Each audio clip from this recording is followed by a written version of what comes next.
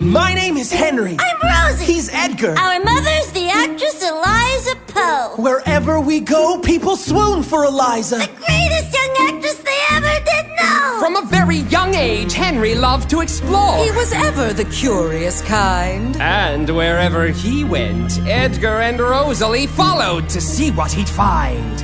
And from these excursions, he'd built a collection. These things nobody wants, he said. And ever so gently, these objects he placed on the table right next to his bed. A broken seashell, an ink stained quill, half a love letter torn in two. A handkerchief that was covered in blood and a ribbon of faded blue. A beetle with wings that shimmered like gold, a crayfish I pulled from the river.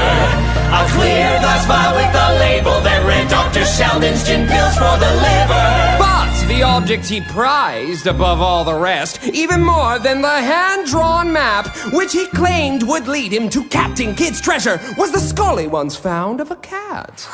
My name is Henry Leonard Poe, seeker of fortune and fame. I'm carefree, I'm wild, by thrills I'm beguiled. Adventure is my middle name. Edgar and Rosie adored their brother. Could have burst, they were so proud. They knew the feeling was mutual. Though 'twas never said aloud. Boo! Once when Edgar wasn't well, And Rosalie sat by his bed. It's all right, Edgar. Henry lent him his prized souvenir. To keep till you're well, He said.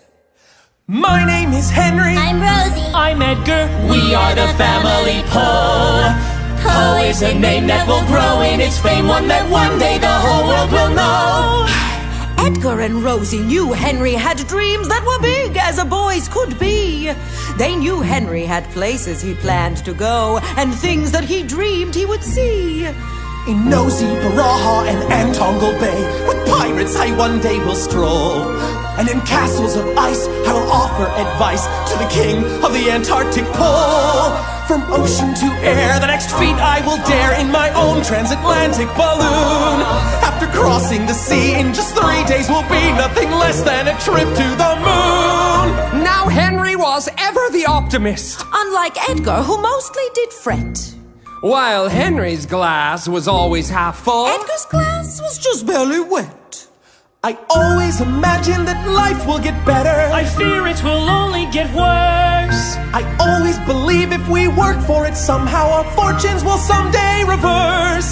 Their fortunes included a mother whose 3 little children would always come second. And a father who mostly was found at the bar where a bottle of bourbon beckoned. So each morning, Edgar and wee Rosalie were awoken by Henry's sweet mug. Rise and shine! And each night it was he that tucked them in. Snug as 2 bugs in a rug. Sleepy time. And now that their father was gone for good, things were calmer at least than before.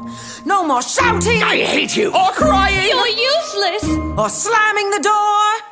And knowing he now was the man of the house, Henry rose to the delicate task. Showtime! Even though he was no more than 8 years old and nobody bothered to ask. Break a leg. Still, the devoted elder brother somehow managed to cope with his head full of schemes And plenty of dreams. and a heart just as big as his hope.